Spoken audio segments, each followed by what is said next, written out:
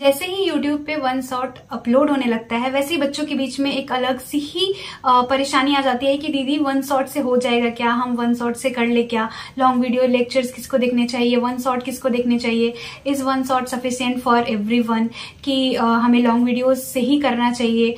मतलब one shot को लेके इतनी ज्यादा कंफ्यूजन आ गई है ना आप लोगों के अंदर कि मुझे लगा कि मुझे इस पे एक वीडियो बनाना ही चाहिए, क्योंकि बहुत सारे नीट एस्पिरेंट है जो मेरे वीडियोस के कमेंट सेक्शन में लिख के जाते हैं कि दीदी हम अभी से कर रहे हैं, हम वन शॉट से कर ले क्या, या फिर हम बहुत पहले से ही नीट की प्रिपरेशन कर रहे हैं, हम लॉन्ग वीडियोस से ही पढ़ते आ रहे हैं स्टार्टिंग से, लेकिन अब ऐसा लग रहा है कि हमें वन शॉट पे शिफ्ट कर जाना चाहिए, तो क्या हमें वन शॉट से ही करना चाहिए आगे कंटिन्यू, या फिर हम लॉन्ग वीडियो से करें। तो ऐसे बहुत सारे कमेंट है मेरे पास, तो मुझे लगा कि नहीं, इस टॉपिक को तो एड्रेस करना बनता है। सिंपल से एग्जाम्पल देने वाली हूँ आज, एंड उससे तुम्हारा पूरा डाउट क्लियर हो जाएगा। ध्यान से सुनना। देखो, तुम एक डॉक्टर बनने जा रहे हो, तुमको भी पता है कि तुम इस नीट एग्जाम को क्लियर करने के बाद एमबीबीएस में आओगे, एंड इसके बाद तुम एक डॉक्टर बनोगे, एमबीबीएस डॉक्टर बनोगे, तो तुम्हारी मेंटालिटी कैसी होनी चाहिए, किस तरीके से तुम्हारा सोच होना चाहिए, वो अभी से बहुत ज्यादा मायने रखता है। तुम्हें एक एग्जाम्पल देती हूँ। मान लो तुम फ्यूचर में डॉक्टर बन गए और तुम्हारे पास ना 2 पेशेंट आते हैं, एक का नाम राम है, एक का नाम श्याम है। ठीक है, राम तुम्हारे पास जो अपना सिचुएशन लेके आया है एंड श्याम जो अपना सिचुएशन लेके आया है, वो दोनों जो कंडीशन है ना, दोनों को सेम डिजीज है। ठीक है, लेकिन जो कंडीशन है, जो सिचुएशन है दोनों का, वो अलग है। राम मान लो कि जो कंडीशन के साथ आ रहा है वो एकदम से नॉर्मल कंडीशन में आया है, उसको प्रॉब्लम है बट उसको इमरजेंसी नहीं है। लेकिन जो श्याम आ रहा है उसको सेम वही डिजीज हुआ है, वही प्रॉब्लम है, लेकिन वो इमरजेंसी कंडीशन में आ रहा है। तो तुम क्या दोनों को एक ही तरीके से ट्रीट करोगे, एक ही दवा दोगे? नहीं ना, तुम दोनों को अलग दवा दोगे। तुमको पता है कि उन दोनों की जो बीमारी है वो सेम है, लेकिन उनके स्टेजेस अलग है, उनका कंडीशन अलग है, उनका सिचुएशन अलग है। तो तुमको वहां पे खुद से डिसाइड करना पड़ेगा, खुद का दिमाग लगाना पड़ेगा, और तुम्हारे जितने भी नॉलेज है उन सबको गैदर करके तुम्हें वहां पे सोचना पड़ेगा कि तुमको राम को कौन सा दवाई देना है, श्याम को कौन सा दवाई देना है। तो सेम यही सिचुएशन यहाँ पर भी लागू हो रही है। अभी तुम्हारा जो नीट का प्रिपरेशन है, तुम खुद सोचो ना, तुम अपने कंडीशन, अपने सिचुएशन के अकॉर्डिंग सोचो कि तुम्हें कहाँ से पढ़ना चाहिए, तुम्हारे अकॉर्डिंग तुम्हारे लिए कौन सा जो वीडियो है वो सबसे ज्यादा अच्छा रहेगा, लॉन्ग ज्यादा अच्छा रहेगा वो,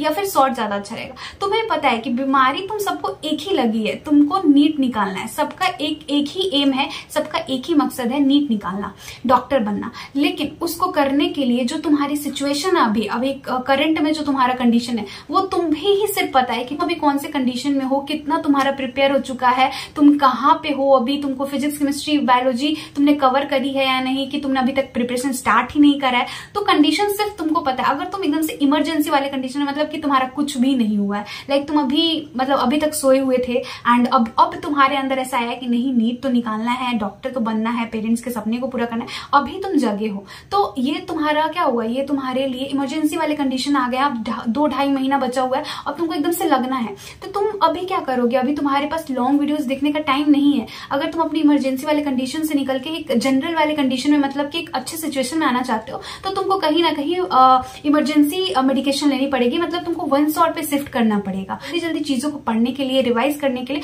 तुम वन शॉट देख सकते हो। अब तुम्हारे पास लॉन्ग वीडियोस देखने का टाइम नहीं है।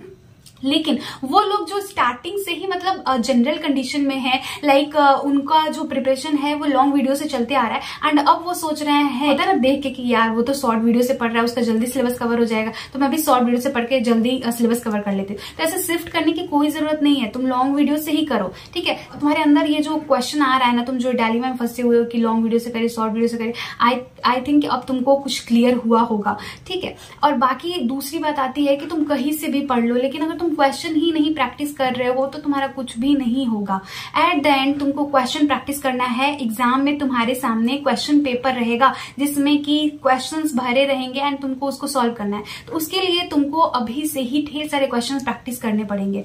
सिर्फ पढ़ने से नहीं होगा कि वन शॉट से पढ़ ले रहे हैं, लॉन्ग वीडियो से पढ़ ले रहे हैं। तो क्वेश्चन प्रैक्टिस करने के लिए अभी से फिजिक्स में तो स्पेशली ढेर सारा क्वेश्चन लगाओ, जितना तुम बना सकते हो, जितने तरीके के क्वेश्चन तुम सॉल्व कर सकते हो। इसके लिए तुम MTG की ये फिजिक्स की बुक भी यूज कर सकते हो। फिजिक्स के MCQs को सॉल्व करने के लिए कोई अच्छी सी बुक बता दो। तो मैं आपको बता दूं MTG का NCERT फिंगर टिप्स जो बुक है वो अभी इतनी ज्यादा बेस्ट रहेगी आपको। मैं आपको दिखाती हूँ कि अंदर आपको क्या क्या मिलने वाला है। इसमें जितनी भी आपकी एग्जाम की रिक्वायरमेंट है ना, उन सबको फुलफिल किया गया है। मतलब जैसे भी क्वेश्चन आते रहे। सबसे पहले आपको बता दूं कि यहाँ पे ना हर एक चैप्टर को शॉर्ट समरी दिया हुआ है हर एक चैप्टर का, ताकि आप उसके जितने भी कॉन्सेप्ट है उन सबको अच्छे से देख पाओ एंड उन सबको अच्छे से पढ़ पाओ। ये देख सकते हो आप यूनिट एंड मेजरमेंट वाला चैप्टर है। यहाँ पे हर एक चीज़, जितने भी कॉन्सेप्ट है, जितने भी यहाँ पे पॉइंट्स है, उन सबको दे रखा है सबसे पहले शॉर्ट फॉर्म में एज ए समरी। एंड उसके बाद यहाँ पे हर एक चैप्टर में आपको टॉपिक वाइज क्वेश्चंस दिए हुए हैं, मतलब उस चैप्टर के जितने भी टॉपिक्स हैं उन सारे टॉपिक से यहाँ पे आपको क्वेश्चंस देखने को मिल जाएगा। एंड इसके अलावा जो भी एग्जाम में पूछा जाता रहा ना, जैसे कि असर्शन रीजन टाइप क्वेश्चन हो गए, वो सारे इसमें दिए हुए हैं। यहाँ पे आप देख सकते हो एग्जाम्पलर क्वेश्चन को भी इंक्लूड करा गया है। अब देखो यहाँ पे आपको असर्शन रीजन क्वेश्चंस दिख रहे होंगे जो कि एग्जाम में अभी बहुत ज़्यादा पूछे जा रहे हैं एंड आपको इन सारे क्वेश्चंस को बहुत ज़्यादा प्रैक्टिस करना है। यहाँ पे case based questions, numerical value type questions भी दे रखे हैं। इसके अलावा आपको यहाँ पे थिंकिंग बेस्ड क्वेश्चन भी दिया हुआ है एंड आपके प्रैक्टिस के लिए PYQs भी यहाँ पे इंक्लूड करे गए हैं। मतलब हर एक चीज़ इस बुक में इंक्लूड करा गया है। एंड फिजिक्स के लिए आप लोग बहुत दिन से पूछ रहे थे कि कोई अच्छी सी बुक बता दो, तो ये बुक आपके लिए भी बहुत ज़्यादा बेस्ट है क्योंकि इसमें हर तरीके के क्वेश्चंस को इंक्लूड करा गया है। यहाँ पे तुमको हर एक क्वेश्चन का डिटेल सॉल्यूशन भी प्रोवाइड करा गया है एंड डिटेल सॉल्यूशन आपको बैक साइड में मिल जाएगा। मतलब इस बुक के बैक साइड में हर एक क्वेश्चन का डिटेल सॉल्यूशन आपको मिलेगा, हर एक चैप्टर का। सो इस बुक को अगर आप लेना चाहते होंगे तो आप ले सकते हो। एंड इसी के साथ साथ मैं आपको बता दूं कि इसके फर्स्ट पेज पे आपको दिख रहा है यहाँ पे एक QR दिया गया है एंड एक यहाँ पे कूपन कोड प्रोवाइड करा गया है। ये आपको इसके हेल्प से आप finger tips NEET plus achievers package का फ्री एक्सेस पा सकते हो एंड ये एकदम फ्री ऑफ कॉस्ट है। और इसमें class 11th and class 12th दोनों के सारे चैप्टर्स को इंक्लूड करे गए हैं। अगर आप इस बुक को बाई करना चाहते होंगे तो मैंने लिंक्स डिस्क्रिप्शन बॉक्स में दे दिया है, go and check it out. कि तुम्हारा जो ये डाउट है कि लॉन्ग वीडियो से पढ़े शॉर्ट वीडियो से पढ़े, ये क्लियर हुआ होगा। एंड दूसरी चीज की क्वेश्चन लगाना है, ढेर सारा क्वेश्चन लगाना है। एंड तीसरी सबसे मोस्ट इंपॉर्टेंट कि तुम पढ़ लिए, सारे कॉन्सेप्ट को तुमने पढ़ लिया, अच्छे से समझ लिया, तुमने क्वेश्चंस भी लगा लिए, लेकिन अगर अब तुम टेस्ट नहीं दे रहे हो, क्योंकि लास्ट का जब 1-1.5 महीना आएगा ना तो उसमें टेस्ट का बहुत बड़ा रोल है, टेस्ट एंड रिवीजन। ठीक है, तो अभी से अपने शेड्यूल में तुम रिवीजन को रखो, जितना हो सके चीजों को तुम जो भी पढ़ रहे हो उसको डेली का डेली रिवाइज करने की कोशिश करो अपनी तरफ से। ऐसा मत सोचो कि लाइक बाद में जाके एकदम से सब रिवाइज कर लेंगे, पहले अभी पढ़ लेते हैं। अभी तुम पढ़ रहे हो, तुम्हारे पास सिलेबस इतना है, लेकिन जैसे जैसे पढ़ते जाओगे ना सिलेबस जो है वो बढ़ते चला जाएगा। तो जब एक बार ज्यादा सिलेबस हो जाता है, एक बार हम ज्यादा चीजों को अपने सामने देखते हैं ना, तो उनको करने का भी मन नहीं होता। लेकिन छोटी छोटी चीजों को करने में ना मतलब हमारा पूरा दिल भी लगता है, हम पूरे मन से एकदम से उसको कंप्लीट करते हैं। तो अभी छोटी छोटी चीजों को तुम रिवाइज करते चलोगे तो बाद में जाके तो सारी चीजें पाइल अप नहीं होंगी तुम्हारे सामने एंड तुम सबको अच्छे से रिवाइज भी कर पाओगे। और मॉक टेस्ट की जहां तक बात है कि बहुत सारे बच्चे कमेंट सेक्शन में लिखते हैं कि दीदी मॉक टेस्ट अभी से देना है या बाद में जाके दे तो चलेगा, क्योंकि मॉक टेस्ट में तो बहुत कम नंबर आ रहे हैं। आई नो कि तुम्हारे मॉक टेस्ट में बहुत कम नंबर आ रहे होंगे अभी एंड मैक्सिमम लोगों के मार्क्स 200-300 के आसपास ही आ रहे होंगे। और देखो यार, मेरे भी आते थे, ऐसा नहीं है कि हर एक नीट एस्पिरेंट जो है वो एकदम से स्टार्ट करता है तो उसको 600-700 नंबर आने लगते हैं। स्टार्टिंग सबका कम से ही होता है एंड वहां से तुमको अपनी गलतियों को देखना रहता है, अपनी गलतियों से सीखना होता है एंड वहां से तुम्हारे मार्क्स धीरे धीरे इंक्रीज होने शुरू होते हैं। लेकिन उसके लिए तुमको कंसिस्टेंट रहना पड़ेगा ना, तभी तुम्हारे मार्क्स धीरे धीरे इंक्रीज होंगे। अब तुम स्टार्टिंग में सोचोगे कि लाइक एक ही बार में मेरे 500-600 मार्क्स आने लगे, तो वो किसी के साथ नहीं होता है, मेरे साथ भी नहीं होता था और तुम्हारे साथ भी नहीं होगा। तुमको लगना होगा। अभी 200 आ रहे हैं, तुम देते रहो, जितने मॉक टेस्ट तुमको मिल रहा है सब लगाते रहो। बस तुमको करना क्या है, मॉक टेस्ट लगाओ, उसको एकदम सीरियसली दो। मॉक टेस्ट को एग्जाम समझो कि एकदम से ये मेरा एग्जाम है नीट का, और तुम जब एग्जाम देने जाओगे तो उसको मॉक टेस्ट समझना। तो इस तरीके से क्या होगा, तुमको मतलब अभी प्रैक्टिस होगा ये सोच के कि ये मेरा एग्जाम है जिसमें कि मेरे को से कम मिस्टेक करना है, ताकि इसको एकदम से एग्जाम कंसिडर करना है। लेकिन जब तुम एग्जाम देने जाओगे तो उस एग्जाम को एज अ मॉक टेस्ट लो, कि जैसे मैं एक मॉक टेस्ट दिया करती थी उसी तरीके का ये मॉक टेस्ट है जिसमें मैं एकदम से सीरियस रहा करती थी। तो वहां पे तुमको उतना ज्यादा एंजाइटी नहीं आएगी। तो यही वाली चीजें सोचनी है तुमको अभी से ही, ठीक है। तो जब तुम मॉक टेस्ट दो ना तो एक एक क्वेश्चंस को बहुत ध्यान से पढ़ो। अभी हम मॉक टेस्ट देते हैं ना तो ये सोचते हैं अरे एग्जाम थोड़ी है, कोई गलत भी होगा क्वेश्चन तो अरे चलेगा, क्या होगा, एग्जाम थोड़ी है। लेकिन ये चीजें हमारे हैबिट में आती चली जाती हैं और हमें समझ ही नहीं आता है कि मतलब कैसे ये हमारे हैबिट में आ गई। क्वेश्चन गलत कर लेना, सिली मिस्टेक कर लेना। देखो मेरे साथ तो बहुत ज्यादा सिली मिस्टेक होता था एंड सिली मिस्टेक के कारण ही मेरा एक ड्रॉप और मेरे को लेना पड़ा था। मैं अपने एक्सपीरियंस से तुमको बता रही हूँ कि सिली मिस्टेक्स पे ना अभी से ही कमांड करने की कोशिश करो। बाद में जाके कोई भी तुमको एक्स्ट्रा टाइम नहीं मिलने वाला है सिली मिस्टेक को कमांड करने के लिए एंड उसको कम करने के लिए।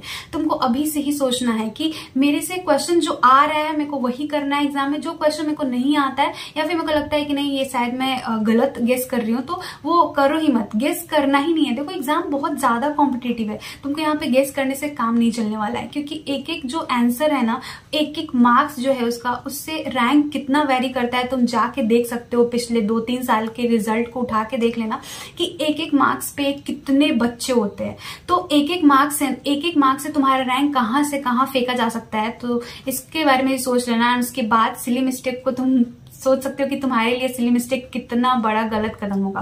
ठीक है, तो सिली मिस्टेक को कम करने के लिए ना मैंने क्या किया था कि मैं ना सिली मिस्टेक, पता है सिली मिस्टेक होता कैसे? सिली मिस्टेक पहली बार तब होता है जब हम क्वेश्चंस को पढ़ते हैं एंड हमारा ध्यान पढ़ने के टाइम पे सही से वहां पे रहता नहीं है ना, हम कुछ और पढ़ लेते हैं।